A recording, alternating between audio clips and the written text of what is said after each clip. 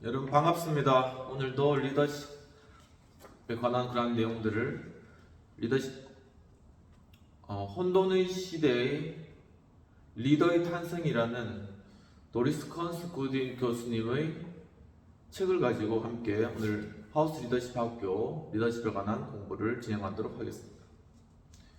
지난 시간에 이어서 린든 존슨 대통령의 어릴 시절과 또한 지난 시간에 어린 시절과 또한 린든 존슨 대통령의 청년 시절, 대학 시절의 그러한 내용들을 저희가 살펴보았습니다.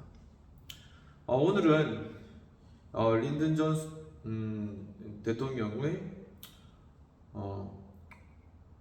어떤 행정가로서의 그런 모습들과 함께 또 연방 하원 의원으로 출마하기까지의 배경과 같은 그러한 내용들을 통해서 린든 존슨 대통령의 리더십의 그러한 모습들을 한번 생각해보는 그러한 시간을 가지도록 하겠습니다. 린든 존슨 대통령이 이제 하원 의원의 비서로 있을 때 이제 린든 존슨이 여러 그러한 선거구의 현안들을 잘 처리했기 때문에 린든 존슨에게 이 선거구 자체를 연방 하원 의원이 그것을 맡긴 것이죠. 그러한 선거구의 현안 문제들에 대해서 린든 존슨은 어떤 요구에도 안 된다라고 대답하지는 않았다고 합니다. 선거 국민이 원하는 대답을 생각해낼 때마다 존슨은 한없이 또한 기뻐했다고 합니다.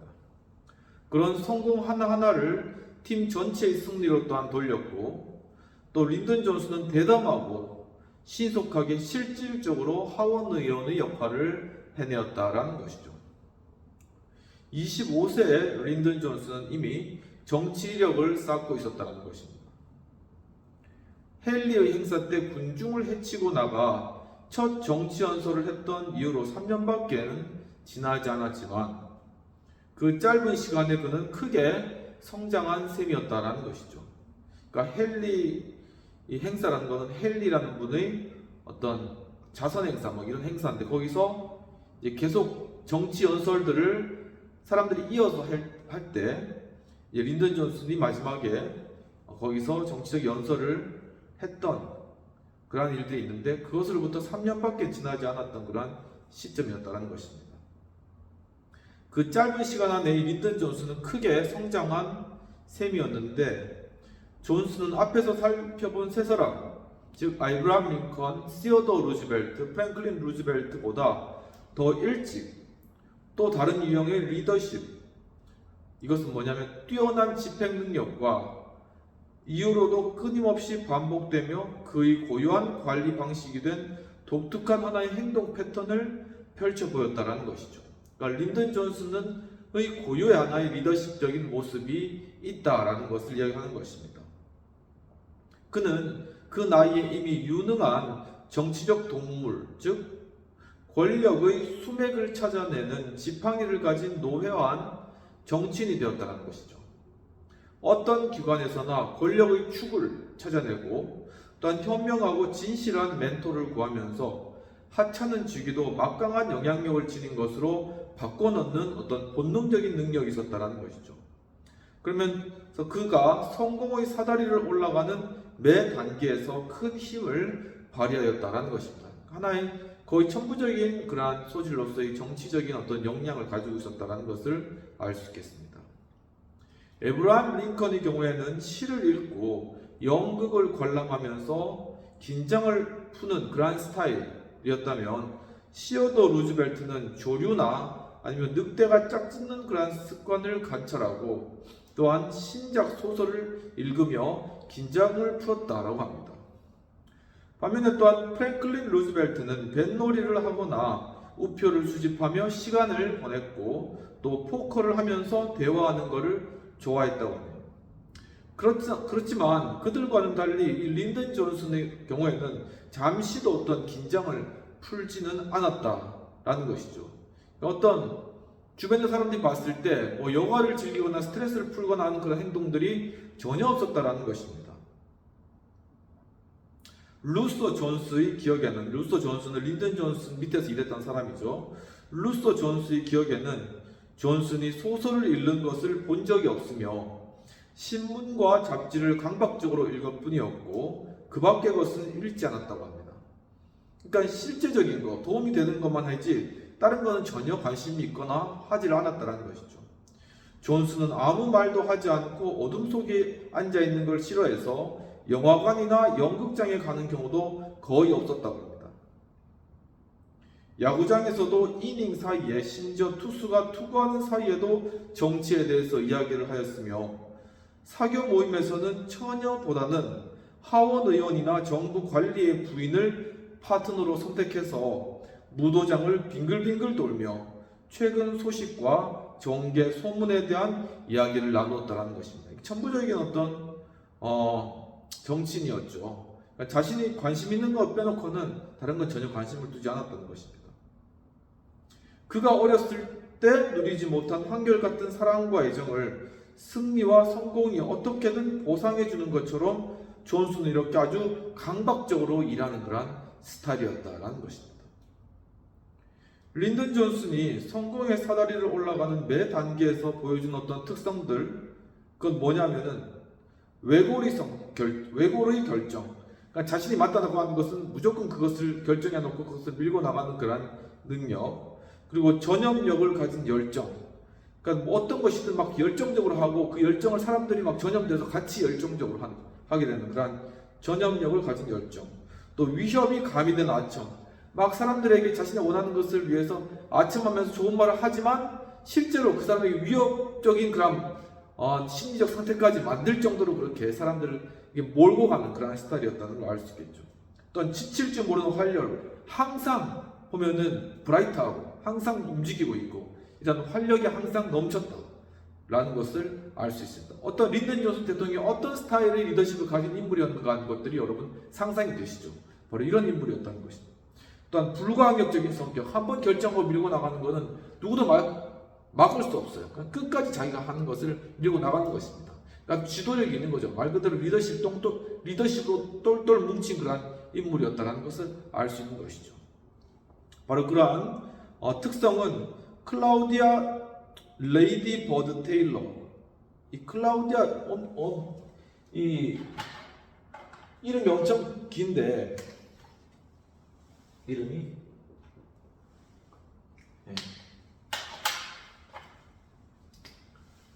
클라우디아 레이디 버드 테일러. 엄청 길죠. 클라우디아 레이디 버드 테일러. 사람이 이제 린든 존슨의 아내가 될 사람입니다. 이 레이디 버드 테일러에게 결혼 승낙을 얻기 위한 노력에서도 뚜렷이 드러났다는 것입니다. 시어도어 루즈벨트가 아내와 처가의 마음을 얻기 위해 1년에 걸친 치밀한 공작을 벌이는 그러한 스타일이었다. 이제 그렇게 본다면은 이 린든 같은 경우에는 그 과정을 단축해 몇 주 만에 목적을 달성한다는 것이죠. 과연 어떻게 했느냐? 부유한 사업가의 딸이었던 레이디 버드는 당시 텍사스 대학교를 졸업한 직후였다고 합니다.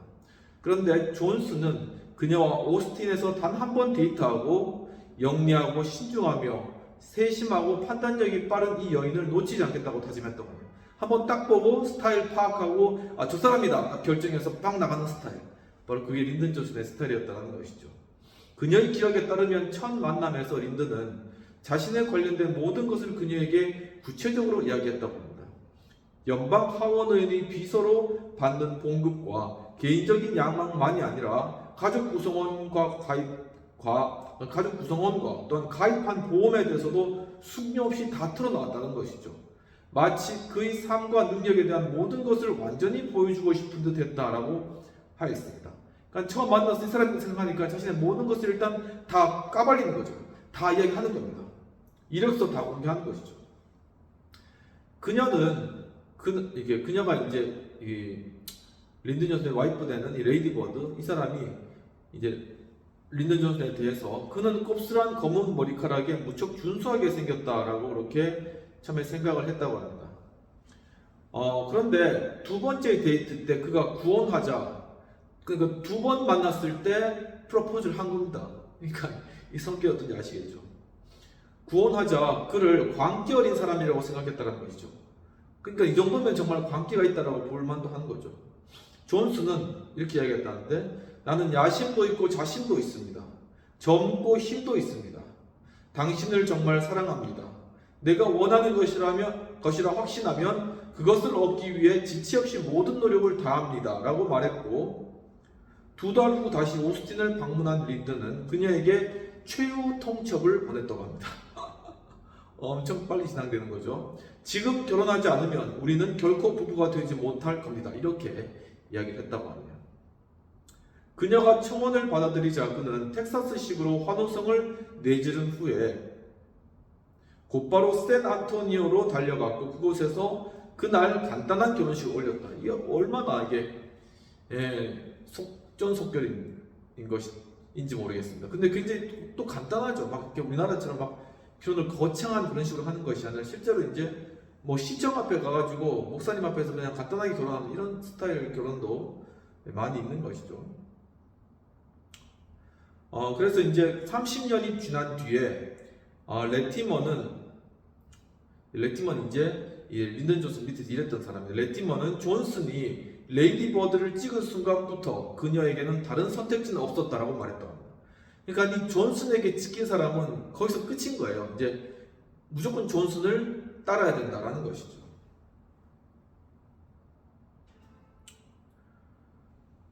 존슨은 이제 이렇게 얘기했는데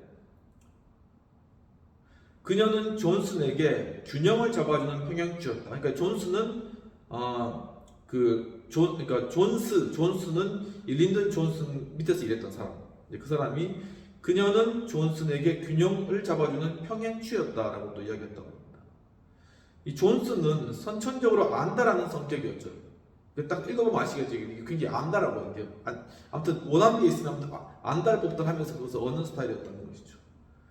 하지만 그녀는 선천적으로 차분한 사람이었다. 그러니까 두 사람이 딱 성격이 맞는 거죠. 존슨은 돌발적이고 세속적이었지만 그녀는 온화하고 자애로웠으며 레이디 버드의 인내와 헌신이 없었다면 또 그녀의 한결같은 사랑이 없었다면 복잡한 음모가 난무하는 정치계에서 린든의 성공은 불가능했을 것이다 라고 이렇게 평가를 한 것이죠. 결국 이 레이디 버드가 린든의 대통령이 되는데 상당히 큰 기여를 많이 했다는 걸 알 수 있겠습니다. 레이디 버드가 워싱턴에 마련한 집도 린든이 안정을 취하며 야망을 키우는데 중요한 역할을 했다는 것이죠. 레이디 버드는 밤낮을 가리지 않고 린든의 손님을 반갑게 맞아주었고 예컨대 그가 6시나 7시쯤 전화를 걸어서 손님 6명을 집에 데리고 가겠다라고 알려도 그들이 도착할 때면 마실 것과 먹을 것을 비롯해 식탁이 완벽하게 차려져 있다고 합니다. 그러니까 얼마나 이 레이디 버드가 헌신적이었나. 남편을 그렇게 위해서 남편이 어떻게 보면 체면을 세려주는 거죠. 위해서 정말 얼마나 헌신적으로 행동했나는 것을 잘 알 수 있는 것입니다. 많은 손님이 있었지만 텍사스 본햄 출신의 민주당 하원으로 린든의 아버지와 함께 주의회에서 활동했고 결국 워싱턴에 진출해 훗날 17년 동안 하원 의장을 지낸 세뮤얼 레이번만큼 린든의 장래에 큰 역할을 한 사람은 없었다는 것이죠. 이 중요한 인물이 나오는데 이게 세뮤얼 레이번, 이 하원의원 의장 17년 동안 하원의원 의장을 한 그런 사람이 나왔다는 것입니다. 근데 그는 아내도 없고 또한 가족도 없었던 까닭에 이 미스터 샘, 이 사람을 쉽게 이제 여기서 미스터 샘이라고 불렀는데 미스터 샘, 이 미스터 샘은 휴회 중에는 집에서 혼자 지내는 경우가 많았다는 것이죠. 가족이 없으니까. 그 때문에 린든은 그를 더욱 자주 저녁 식사에 초대했다는 것입니다.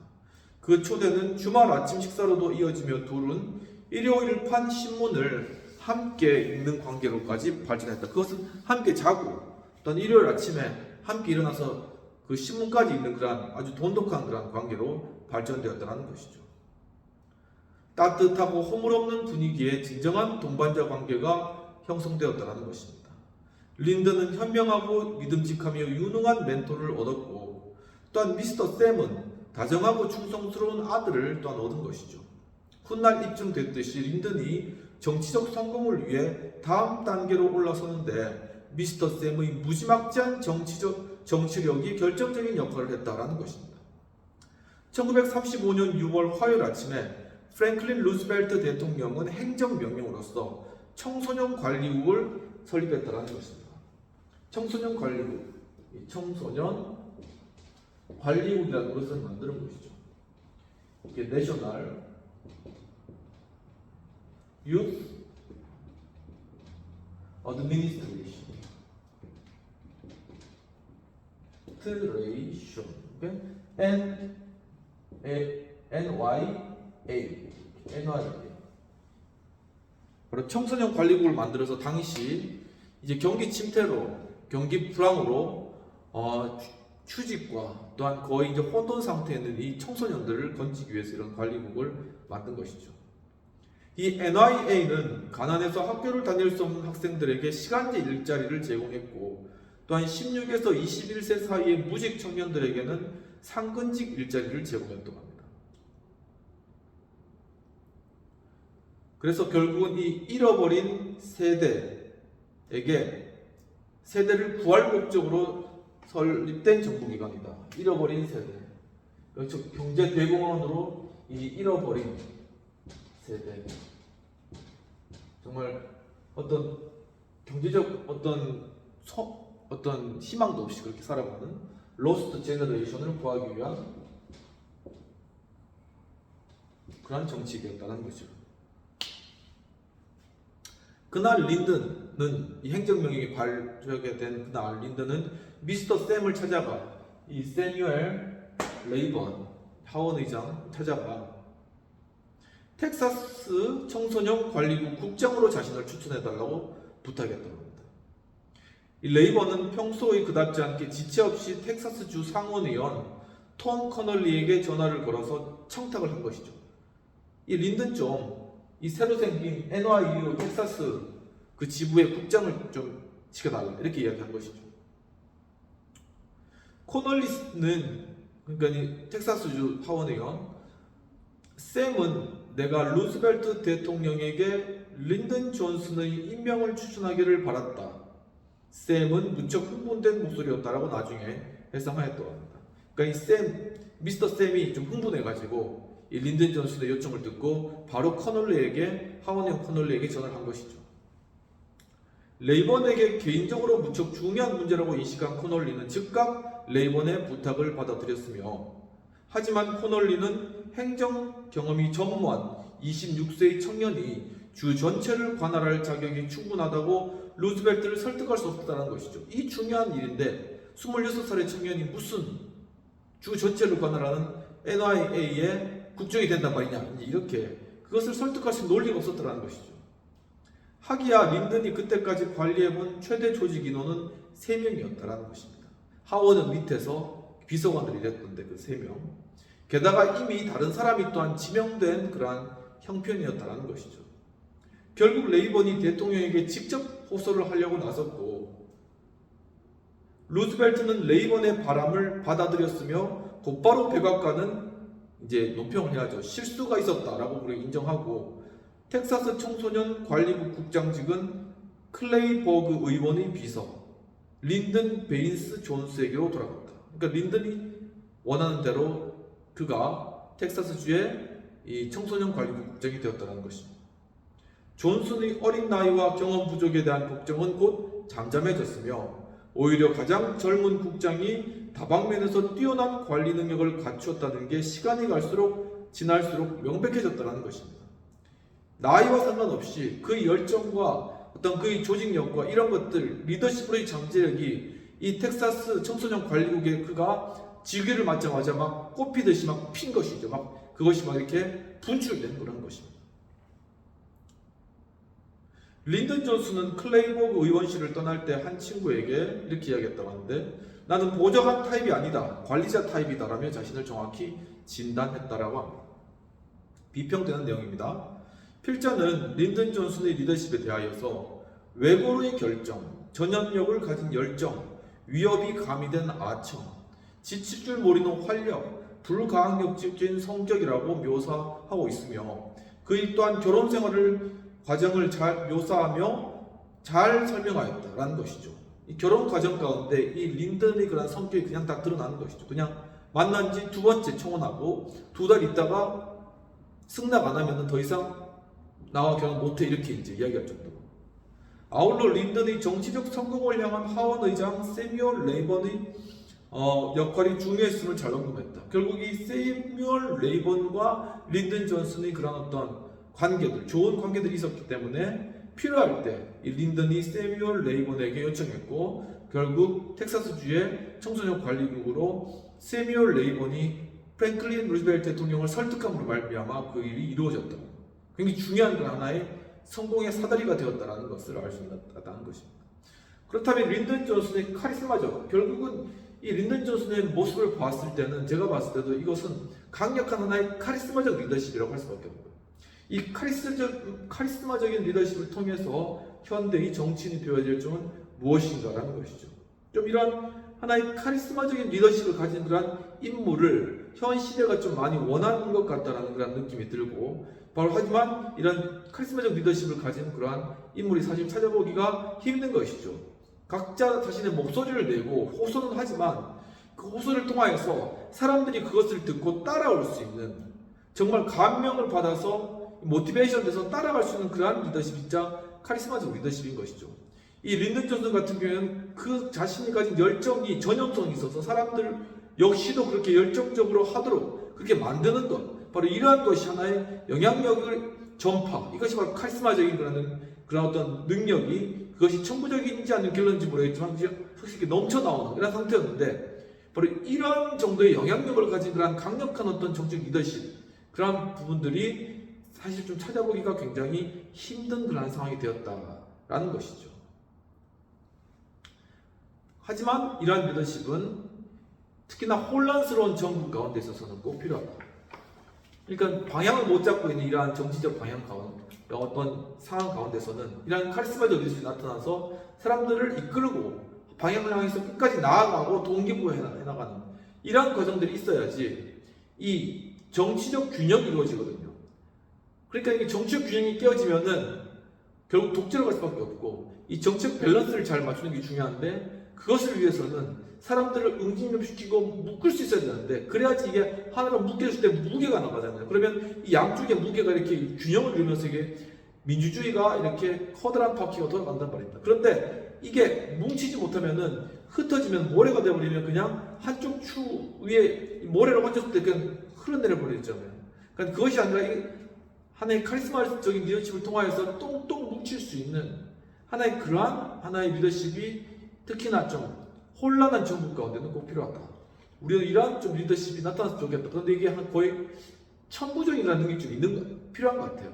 근데 이러한 부분들이 좀 나타났으면 좋겠다라는 그러한 부분들이 좀 생각되는 부분들이 있고 여러분도 한번 과연 우리가 카리스마적인 리더십에서 배워야 할 점은 무엇이고 또한 어떻게 하면 우리에게 어떤 카리스마적인 요소가 선한 모습으로 나타날 수 있을까? 악한 모습이 아니라 히틀러처럼 악한 모습이 아니라 선한 모습으로 좋은 영향력으로 나타날 수 있을까 하는 그런 부분들을 한번 생각해 보면 좋을 것 같다라는 생각입니다. 여기까지 하고 이제 린든 존슨의 청소년 관리국 국장으로 있었을 때의 그런 모습들을 한번 살펴보도록 하겠습니다.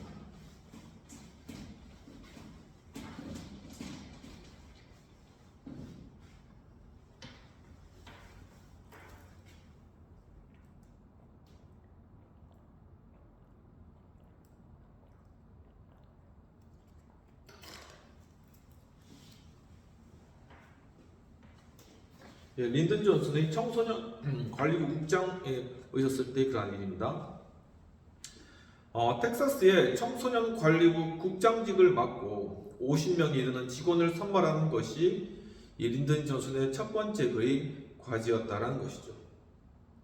그는 대학을 졸업한 이후 샘 휴스턴 고등학교와 클레이버그 의원실에서 함께 팀을 이루었던 청년들을 먼저 불러 모아들였고 그들은 린든의 휘몰아치는 리더십에 익숙해 있다는 것입니다. 그러니까 끝까지 막 밀고 나가고 휘몰아치고 나아가라고 격려하고 그러면 이제 이 사람들이 이제 그 리더십을 따라서 그냥 나가는 것이죠. 그가 작은 세계에서 어떻게 일하는지 이미 지켜본 까닭에 더 큰 도전을 맞이할 각오가 되어 있었다는 것이죠. 또 그들 대부분이 린든처럼 가난해서 경제적으로 암울한 시대의 대학을 다니려면 일자리가 절실히 필요하다는 걸 몸소 깨달은 그러한 경험자들이었다라는 것입니다. 린든에게 그랬듯 그들에게도 NYA의 소명, 즉 청년에게 적절한 교육과 훈련 및 일자리를 제공하려는 목표는 개인적인 사명이기도 했으며, 그러니까 이 NYA라는 하나의 NYA National Youth Association, 이 NYA 소명 자체에 대한 이 목적 자체가 일단은 의미가 있었다는 것입니다. 대공황 가운데 또 이 정책에 대해서 필요성을 함께 많이 느끼고 있었다는 것이죠. 한 직원은 당시를 회상하면서 우리는 각자 마음속으로 그 목표를 되새기며 목표의 일부가 되어 혼신을 다해 일하겠다고 다짐했다라고 말했다고 합니다. 주 전역을 관리하는 일은 린든 존슨도 감당하기 힘들 정도였는데 린든은 가장 중요한 프로젝트부터 시작해서 눈덩이처럼 조금씩 늘려가는 이상적인 계획을 떠올렸다는 것이죠. 조금씩 하면서 그걸 돌려가서 나중에 거대한 눈덩이처럼 만들어지는 이러한 방향으로 일을 추진했다는 것입니다. 일단 주 고속도로 변에 여행객들이 자동차를 멈추고 휴식을 취하며 간식거리를 먹거나 샤워를 할 수 있는 공원을 갓길에 조성하는 작업에 학교를 다니지 못하는 수천 명의 청소년들을 투입하겠다는 계획이었다는 것이죠. 굉장히 의미가 있는 것이죠. 이렇게 이미 경제 대공황으로 학교를 다니지 못한 아이들이 일할 수 있는 그런 터전을 이렇게 쉬운 그런 일을 할 수 있는 터전을 만들어주겠다는 것입니다. 워싱턴은 수주 만에 그 계획을 승인했고 계획은 실행에 옮겨졌으며 NYA가 임금을 책임졌고, 근데 NYA는 청소년들에게 임금을 주는 것, 그리고 주 고속도로청은 자재와 트럭을 공급하며 공사를 감독했다라는 것입니다. 청소년들은 건설 기술자들에게 배우고 훈련받고 또한 콘크리트를 혼합했고 간선 도로에서 공원으로 들어가는 진입로를 다졌다라는 것이죠. 그러니까 이제 이 청소년들이 건설 기술자들이 하는 그런 여러 가지 기술들을 이제 배우는 거예요. 그러니까 청소년 자체가 경제 대공황 가운데 가치 없었던 그런 존재를 가치가 있도록 그렇게 만들어주는 그런 작업이었다는 것이죠. 또 벽돌을 쌓아 바비큐 시설을 만들었고 피크닉용 탁자와 의자를 짜며 햇빛살을 가리기 위한 나무를 심었고 갓길에는 키 작은 떨기나무도 심었는데 첫 해 프로젝트가 활기차게 진행되자 초반에 성공 분위기를 조성한다는 걸 알았던 존슨은 기뻐서 어찌할 바를 몰랐다. 그러니까 자기가 추진한 그런 일이 잘 되는 거예요. 그리고 청소년들이 소망 없이 그냥 놀고만 있는 청소년들이 와서 일을 하게 되고 그러면서 막 새로운 어떤 피크닉 의자나 테이블 같은 것도 만들고 옆에 있는 나무도 심고 하면서 막 그렇게 사업이 활성화되니까는 정말 기쁘고 아마 즐거운 거예요. 굉장히 의미 있는 것을 또 활기차게 하고 사람들과 함께 하니까 마음 가운데 큰 기쁨이 있었던 것이죠. 갓길에 공원을 조성하는 프로젝트가 성공적인 것으로 확인되자 존슨은 그 프로젝트를 텍사스 전역에 보급했고 단기간에 그 프로젝트는 실제로 전국적인 본보기가 되었다. 그의 눈덩이 작전이 성공을 한 것이죠. 린든 존슨은 첫 프로젝트를 훌륭히 수행한 덕분에 많은 프로젝트를 추가로 진행하게 되는 이제 예산을 빵빵하게 받는 것이죠. 재정 지원도 추가로 받아낼 수 있었는데 존슨은 6개월 만에 학교와 병원, 도서관과 후생시설 등 350곳의 정부기관에 종사하는 공무원들에게 각 기관마다 고유한 프로젝트를 진행하는 데 필요한 자료와 감독을 제공할 수 있다는 확신을 심어주었다는 것이죠. 카리스마적으로 리더십은 사람들에게 확신을 심어주고 할 수 있다. 이거 해봐라. 동기부여죠. 이렇게 카리스마적인 것이죠. 굉장히 이러한 일들을 초창기에 잘 해나갔다는 것을 알 수 있습니다. 1만 8천 명의 청년이 학교 버스를 수리하고 토지를 측량하는 일들에 투입됐고 쉼터와 수영장, 학교 체육관과 농구장을 짓는데도 일손을 또한 보태기도 하였다는 것이죠.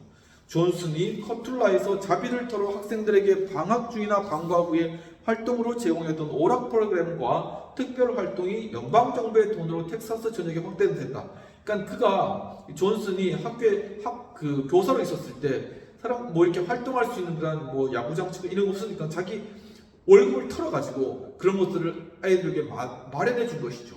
바로 그러한 것과 같이 이제는 연방 정부의 재정을 통하여서 이런 것들을 텍사스 전역으로 확대해서 일을 벌리는 이러한 모습으로 보여줬다는 것입니다.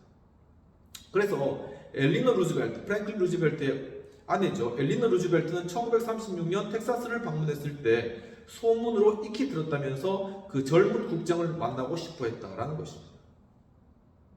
하지만 압박감이 커져가자 이 존슨은 직원들을 향해 광적이고 가혹하며 심지어 모욕적으로 행동하는 경우도 잦아졌다는 것이죠.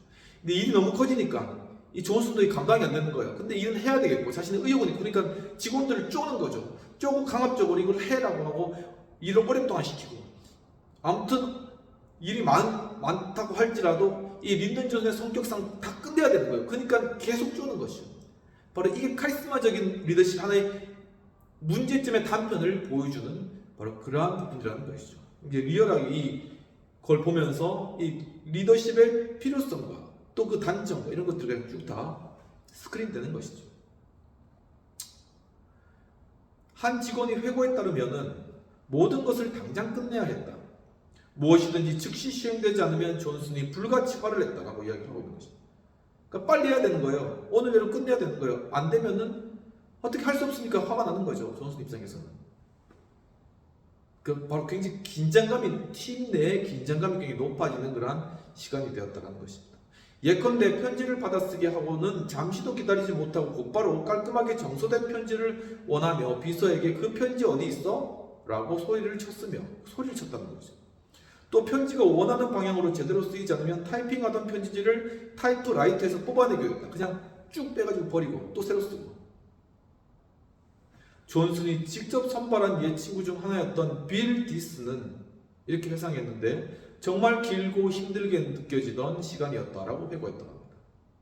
그 팀은 일주일에 6일 동안 아침 8시부터 자정까지 일했다는 것이죠. 또한 일요일에는 주중에 완료한 일들을 검토하고 다음 주에 계획을 점검하는 직원회의가 열렸다. 도대체 그럼 쉬기는 언제 쉬냐는 말입니다.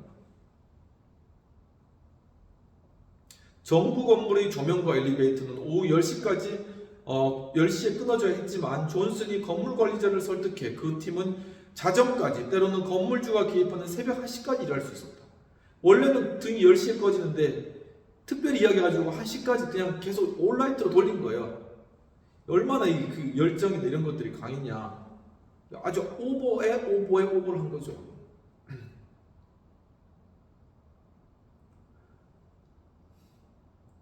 그의 팀에는 시계를 들여다보며 퇴근을 기다리는 직원이 없었다고 합니다. 이미 퇴근 시간의 의미는 사라진 것이죠.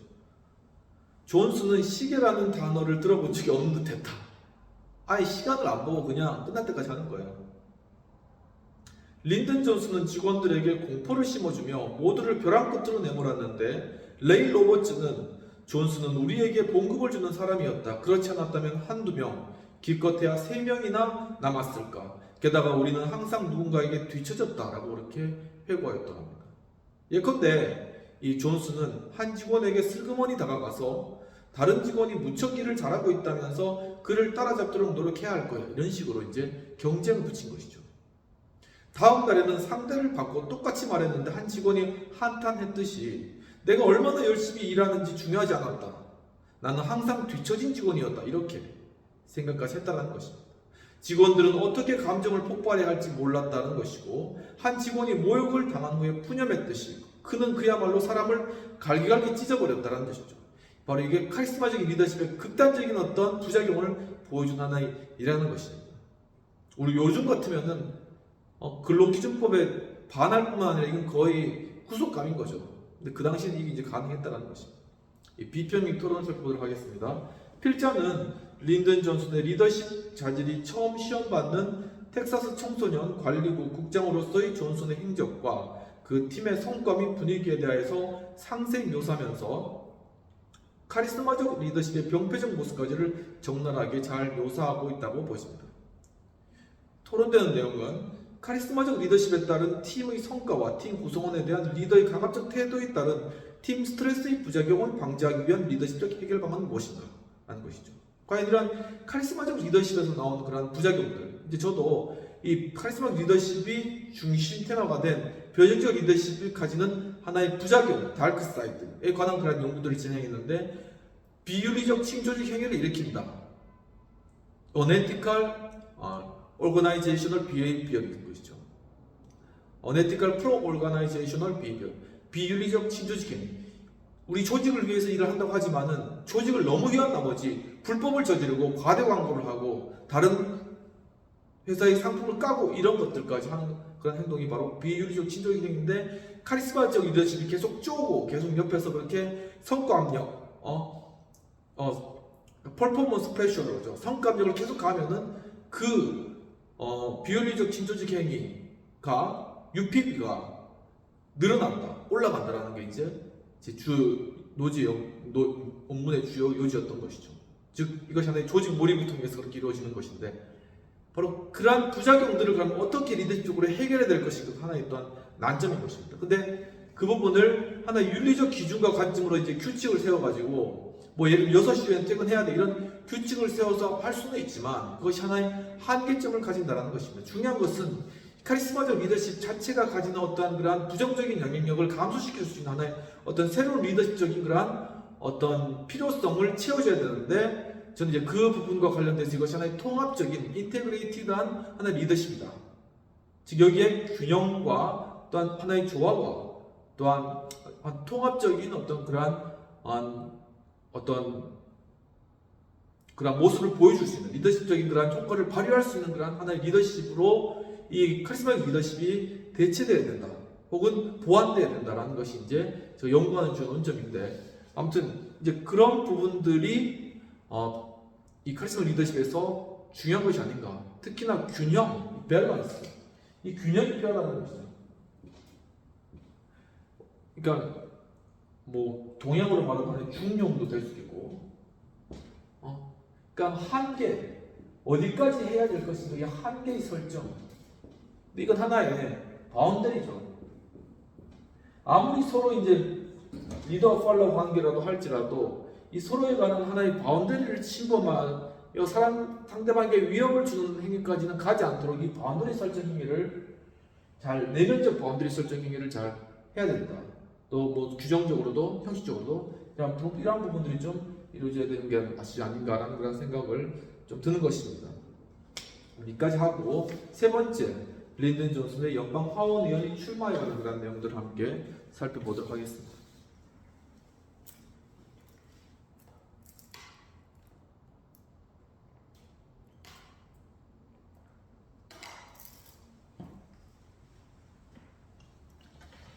우리가 NYA에서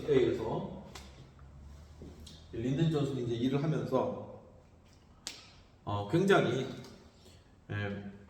프레셔하고 그리고 강압적으로 이제 사람들을 몰아붙였죠.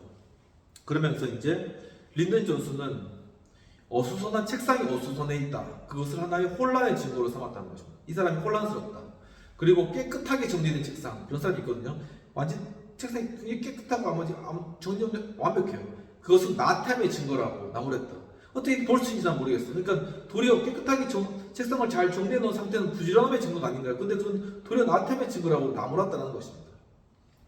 정말 어떤 카리스마적인 어떤 단점을 극명히 보여주는 것이죠. 그러나 무시무시한 감정의 폭발이 있은 후에는 또한 후덕한 애정 표현과 감상주의적인 접촉, 과장된 칭찬이나 후회 등이 흔히 뒤따랐다. 그렇게 엄청 깨고 난 뒤에는 또 이렇게 살살 가서 이렇게 웃으면서 농담도 하면서 이렇게 감상주의적인 접촉, 후덕한 애정 표현 이런 것들을 하면서 또 달랬다는 거죠. 그러니까 이게 완전히 사람을 가지고 노는 겁니다. 그리고 병 주고 약 주고, 그러니까 접근하기가 정말 싫은 그런 스타일인 거죠. 어떻게 보면은 이 적잖은 팀원이 존슨의 그런 변덕스러운 행동을 견뎌내지 못했다는 것입니다. 몇몇은 건강이 나빠졌고 몇몇은 팀을 떠났지만 대다수는 존슨의 곁을 떠나지 않았다는 것이 어떻게 이렇게 했는데 존슨의 곁을 떠나지 않았을까? 이게 의문이 드는 것이죠. 여기 교수님도. 대다수의 팀원이 존슨과 함께한 이유는 무엇이었을까? 리더십 연구에 따르면 리더의 그런 행동은 내부의 동기부여를 약화시키고 팀원들 간의 경쟁은 궁극적으로 아무런 성공을 거두지 못하는 경우가 많다는 것이죠. 리더십 연구를 봤을 때는 당연히 이렇게 됐을 경우에는 팀의 성과가 떨어지는 게 정상이다 라는 것이죠. 그리고 동기부여가 이루어지지 않는다라는 것이 이 연구 결과라는 것입니다. 공개적인 모욕은 팀원의 사기와 자주성과 생산성을 떨어뜨린다. 공개적으로 사람을 모욕하면 결국 그 팀의 생산성이 떨어지는 것이 리더십 이론상의 맞다는 것입니다. 그 결과라는 것입니다. 하지만 좀 독특했다는 것이 존슨 팀은 대체로 눈부신 성과를 거두었다는 것입니다. 이렇게 리더십적으로는 참 성과 안 나는 그러한 모습을 보였지만, 그러한 카리스마적인 병폐를 보였지만 그 팀 자체는 굉장히 놀라운 성과를 거두게 되었다는 것이죠. NYA 전국 국장이었던 오브리 윌리엄스가 텍사스의 NYA 프로그램이 전국에서 최고라고 공개적으로 칭찬할 정도로 그렇게 성공적이었다는 것입니다. 도대체 존슨 팀은 어떻게 그처럼 뛰어난 성과를 신속하게 거두며 오랫동안 유지할 수 있을까? 그게 의문이 되는 것이죠. 존슨은 이런 카리스마적인 병폐적 그런 리더십적 행위가 있었지만 어떻게 이 팀이 해체되지 않고 끝까지 이렇게 좋은 성과를 내면서 갈 수 있었는가 하는 것이 의문이었다는 것입니다. 이 질문에 대답하려면 존슨이 남달리 근면했다는 점과 직원들 사이에 중요한 능력을 학습하며 중대한 소명에 참여하고 있다는 공감대가 있었다는 점을 인정해야 된다는 것이죠. 여기에 바로 하나의 카리스마적 리더십을 원래 보완하기 위해 가지고 나온 것이 바로 이 변형적 리더십인데,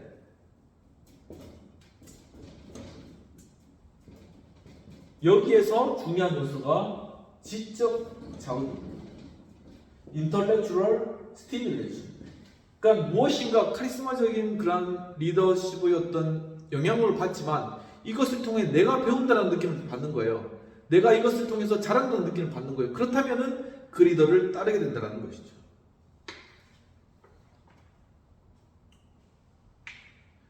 그리고 하나의 중대한 소명에 참여하고 있다는 하나의 소명감. 이것 하나의 모티브요. 하나의 모티브요. 그러니까 모티베이션을 굉장히 잘 했다는 것을 알 수 있다는 것이죠.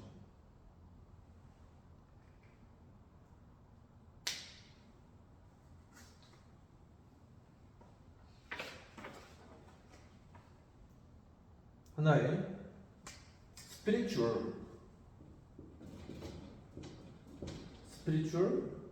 motivation, 동기부여, 영감적 동기부여.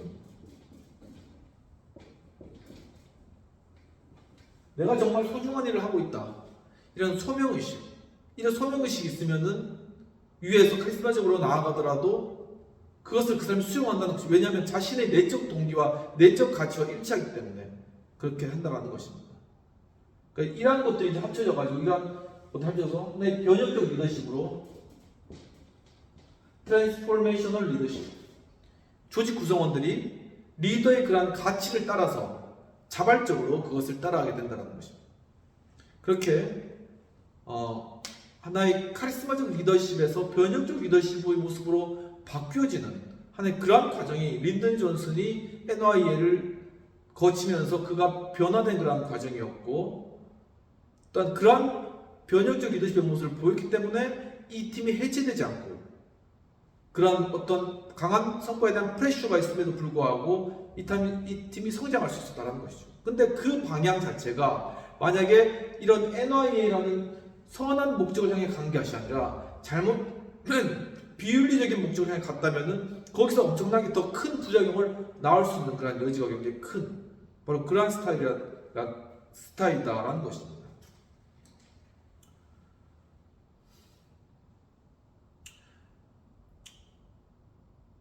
거의 모든 직원들이 인정했듯이 그들이 아무리 밤늦게까지 일해도 가장 늦게 퇴근하며 문을 닫는 사람은 이 존슨이었다는 것이죠.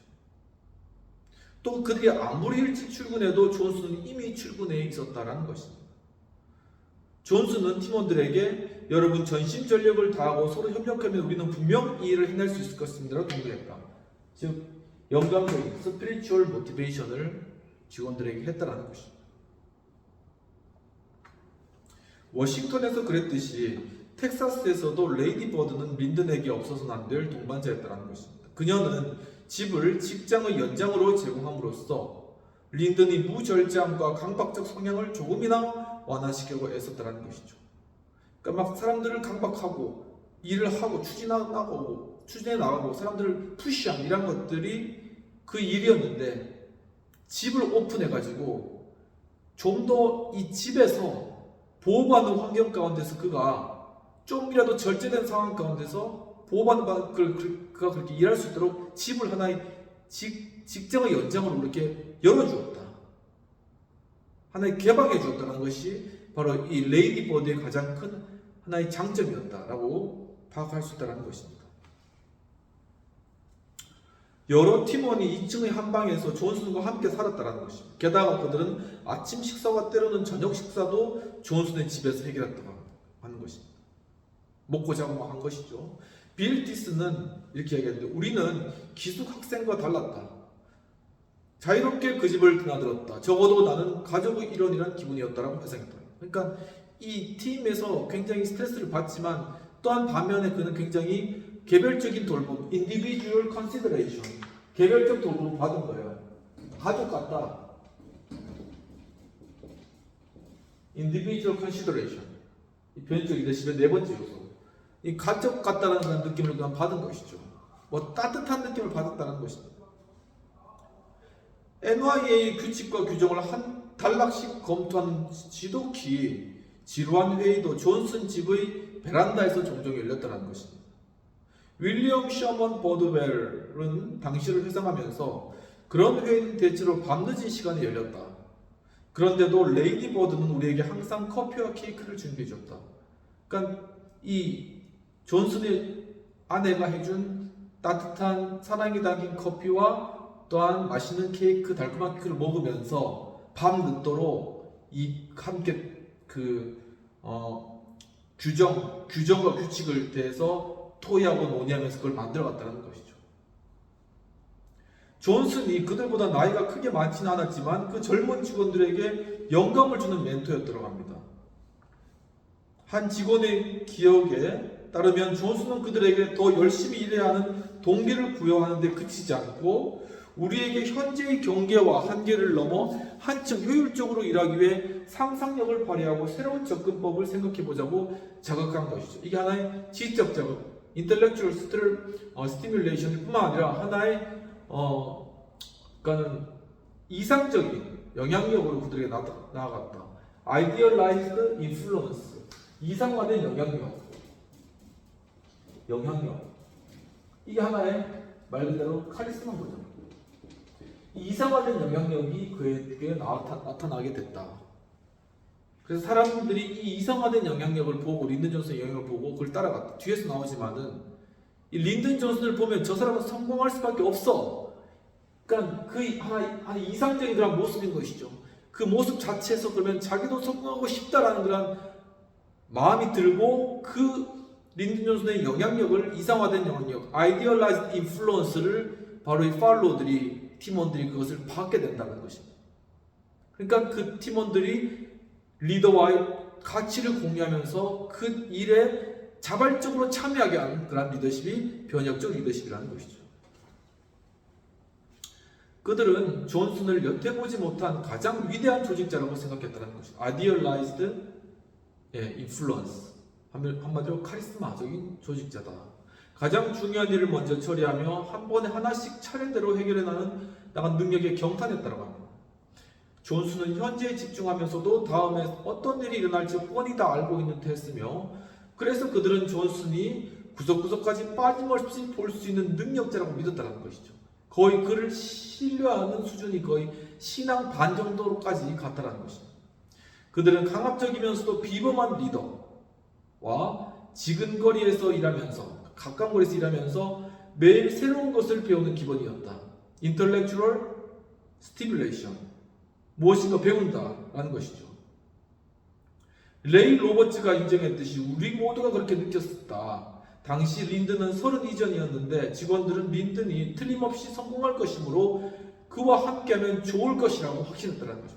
그와 함께하는 거 힘들지만, 그와 시키는 일들이 힘들지만 그와 함께함으로 말미암아 결국 우리가 성공할 것이고 더 좋아질 것이라는 그런 확신을 바로 린든 존슨의 리더십을 통해서 그들에게 심어졌기 때문에 그들이 린든을 따라왔다는 것이죠. 그리고 직원들이 린든이 고압적인 행동을 견딜 수 있었던 더 큰 이유는 다른 데 있었는데, 대공황 초기에 희망을 상실한 수많은 젊은이의 삶을 바꿔주려는 조직, 구체적으로 말하면 그들에게 시장이 요구하는 능력을 가르치고 일자리를 제공하고 그들이 계속 학교에 다니게 하며 미래에 대한 믿음을 재무장하게 도와주는 조직에서 일한다는 소명의식이 더 중요하다. 이 소명의식을 가지고 있었다는 것이죠. 내가 하는 일이 가치 있는 일이다. 좀 더 이제 종교적으로 이야기하자면 이 일이 하늘로부터 받은 일이다 라는 의식이 생겨나는 것이죠. 왜냐하면 이런 의식을 가지면은 자신의 존재의 목적이 생겨나는 것입니다. 그러면 그 방향을 위해서 살아갈 의미와 가치가 생기는 것이고 바로 거기에서 의욕이 나타나는 것이죠. 굉장히 이게 리더십에서 그 사람을 이렇게 동기부여하고 그 사람에게 이런 소명의식을 갖게 해주는 것이 굉장히 중요한 핵심이라는 걸 알 수 있는 것이죠.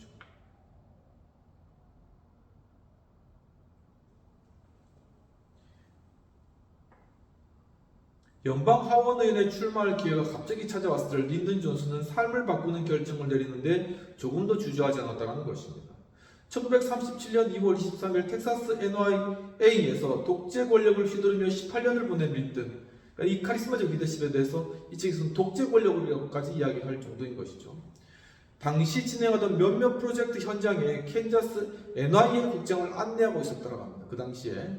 그때 공원 벤치에 놓은 신문 머리 기사에 번햄의 제임스 P. 뷰캐넌 연방 하원의원 사망이라는 그러한 신문 기사가 눈에 들어왔다는 것이죠. 훗날 존슨은 이렇게 이야기했다고 합니다.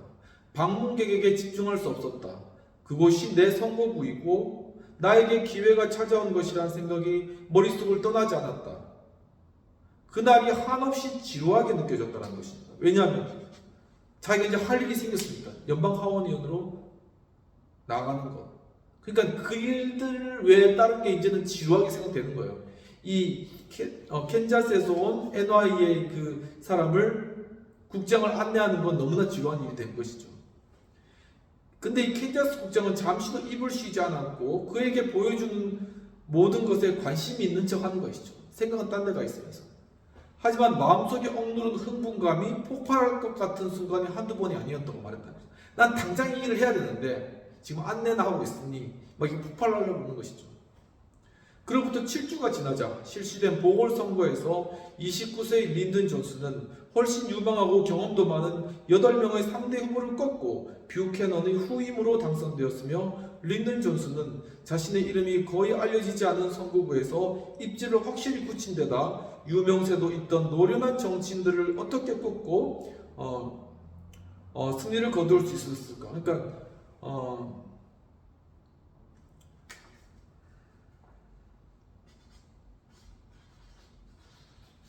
즉 린든 존슨의 이름은 알려지지도 않고 또한 그 지역에 이미 입지를 확실히 굳힌 또한 유명세도 있는 노련한 정치인들이 있었는데 어떻게 린든 존슨은 그 사람들을 꺾을 수 있었을까라는 또 하나의 의문을 던지는 것이죠.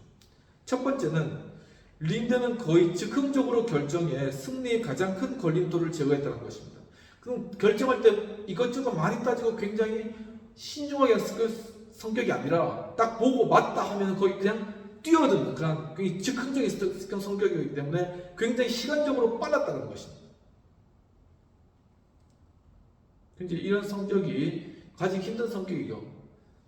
즉흥적인 성격이 굉장히 좀 어떻게 보면 불안한 성격이지만 또 어떨 때는 굉장히 파워풀한 성격이라는 것입니다. 다른 8후보는 뷰캐넌의 미망인의 출마 여부를 결정할 때까지 결정을 미뤘던 상태였는데 반면에 린든은 장례식이 있은 지 사흘 뒤에 출마를 공개적으로 선언했다는 것입니다. 그 미망인이 출마를 하든 말든. 뷰캐넌이 거의 4반세기 동안 그 지역을 대표했던 만큼 4반세기 25년이죠. 남편의 뒤를 잇겠다는 의도를 간접적으로 표명한 당시 57세인 그의 미망인에게 도전하는 것은 부적절한 행위로 여겨졌다는 것입니다. 그러나 그렇기 때문에 8명의 후보는 그의 미망인의 눈치를 보며 있었던 것이죠. 그런데 샘 존슨, 그의 린든 존슨의 아버지 샘 존슨은 아들에게 정확하게 조언을 해주었다고 합니다. 그녀는 늙었다. 따라서 경쟁해야 한다는 것을 알게 되면 출마하지 않을 거다. 그냥 출마해서 그냥 당선되면 그냥 하겠지만 누군가 경쟁해서 그것을 따와야 된다면 그 미망인은 그것을 포기할 것이다라는 것이죠. 지금 당장 출마하겠다고 선언해라. 그 여자가 출마를 선언하기 전에 내가 먼저 선언하면 그 여자는 출마를 포기할 거다 라고 이렇게 아버지가 조언을 해줬다고 합니다. 이 샘 존슨도 이렇게 정치인은 굉장히 희한이 뛰어난 것이죠. 샘의 예측은 적중했으며 린든이 출마를 선언하자 그녀는 출마를 하지 않기로 결정했다는 것입니다. 린든은 결정을 내리기 전에 소수의 사람에게 조언을 구했는데 가장 중요한 인물은 오스틴에서 텍사스 NYA 국정으로 일할 때 멘토 역할을 해주었던 엘빈 워치. 엘빈 워치라는 사람입니다. 이 엘빈 워치는 당시 텍사스 NYA 자문위원장으로 영향력이 막강한 변호사이자 정치인이었다라는 것입니다. 이 워치의 비서였던 메리 레더의 증언에 따르면은 워치에게는 아내와 딸이 있었다. 하지만 아들을 갖기를 무척 바랬다는 것이죠. 이 사람이 아들 한 명 있었으면 좋겠다라는 그런 마음이 있었다는 것입니다. 그래서 이 워치는 린든을 아들처럼 사랑했다는 것입니다. 아까 전에 린든이 또 그 연방 하원 의원 의장하고 거의 아들 역할을 했잖아요. 근데 여기서는 또 이 아들 없는 워치에게 또 거의 아들처럼 대했다는 것이죠. 린든은 연방 하원의원에 출마하려면 적어도 1만 달러가 필요할 것이라는 말을 워치에게 들었다는 것입니다. 레이디 버드는 아버지에게 전화를 걸어 그 돈을 마련해 달라고 부탁했다는데 대단한 딸인 것이죠. 남편의 이 출세를 위해서 아버지에게 1만 달러 보내달라. 그 당시에 엄청난 돈이겠죠. 물론 이 여자가 배경 자체가 굉장히 부유한 그런 배경이었지만 그녀의 아버지는 1만 달러라고 너무 많은 것 같은데 5천 달러나 3천 달러면 안 되겠니라고 물었다고 합니다. 하다 봐도 너무 많은 돈이니까 아버지가 좀 질린 거예요. 레이디 버드는 안 돼요. 1만 달러라고 내기로 분명히 들었어요 라고 대답했다는 것입니다. 굉장하죠. 이 아내도 이게 강단이 있다는 것이죠.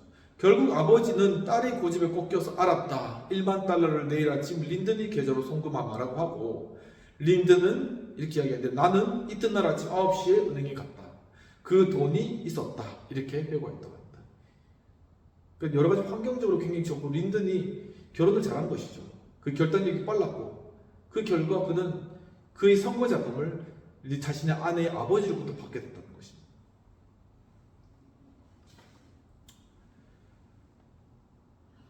아서 존스의 기억에 따르면 린든 존슨은 공개적으로 출마를 선언하기 전이었지만 또 NYA에 사직서를 보내기도 전이었지만 주사위가 던져지자마자 존슨은 거리에서 마주치는 사람에게 무작정 악수를 청했다고 합니다.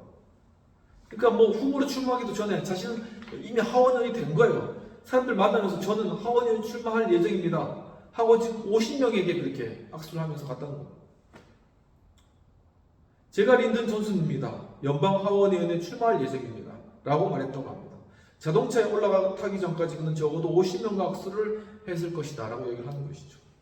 그러니까 약간 정치인에게는 이런 오버하는 능력, 아주 오버해서 이렇게 즉흥적으로 하는 그런 능력이 또 굉장히 좀 필요한 그런 스피드를 위해서 필요한 부분이었다는 것이고 또 그렇게 하는 것이 대중들에게 또 먹히거든요.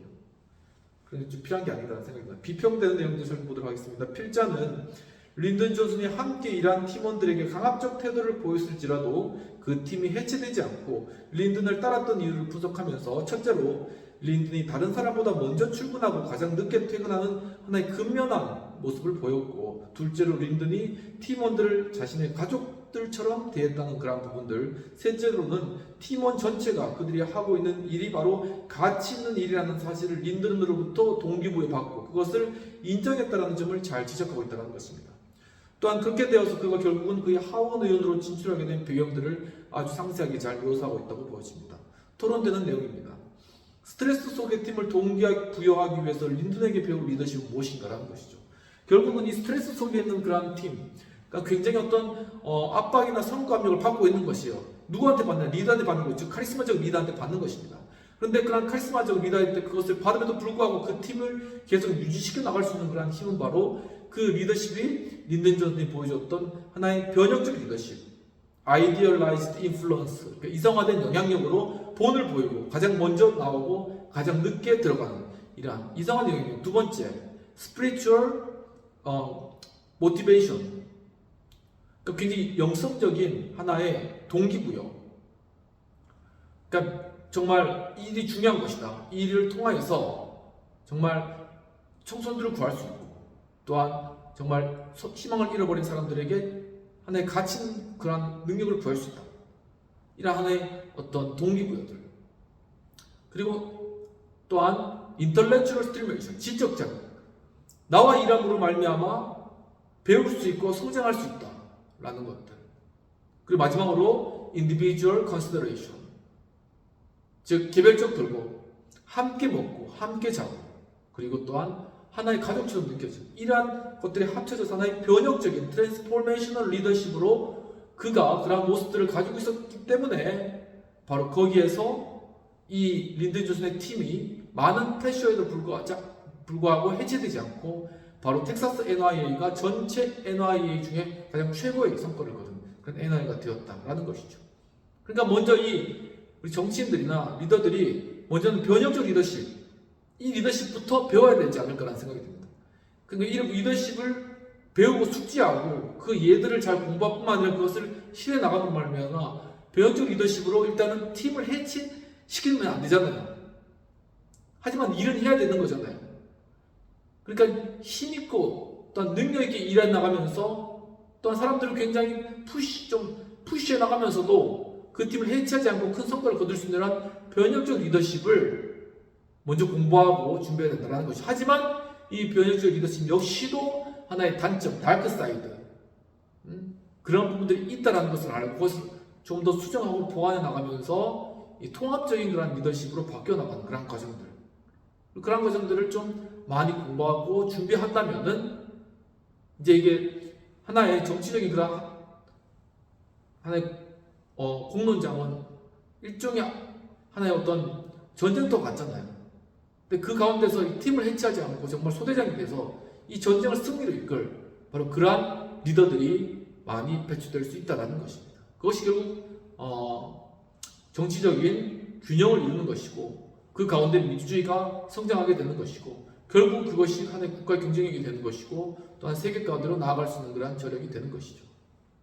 이까지 공부를 하고 다음 시간에 린든 존슨이 어떤 하원 의원으로서의 어떤 선거 과정과 선출 그런 부분들을 공부를 하고 다시금 이제 에이브라함 링컨으로 이렇게 돌아와서 이제 계속 어떤 한 리더십 하나의 대통령의 순간순간을 이렇게 구간구간을 보면서 공통적으로 비교를 해보면서 리더십에 대해서 계속적으로 이렇게 한번 생각해보는 그러한 시간을 가지도록 하겠습니다. 또 장시간인데 함께 리더십 공부에 참여해주신 여러분 감사합니다. 또 오늘 수능이었고 우리 수험생들도 계실 텐데 또 이제 수능 시험 끝나고 편안한 마음으로 결과가 어떻든 또 이제 자신의 앞으로의 삶을 또한 이 땅 가운데 또한 앞으로의 사회 가운데 또 리더로 어떻게 성장할지 일단 기대를 가지고 평안한 잠 주무시고 또한 지금 환절기인데 독감으로 많이 고생하시더라고요. 건강 잘 유지하시고 또 건강한 한 주도 보내시기를 기원합니다. 감사합니다.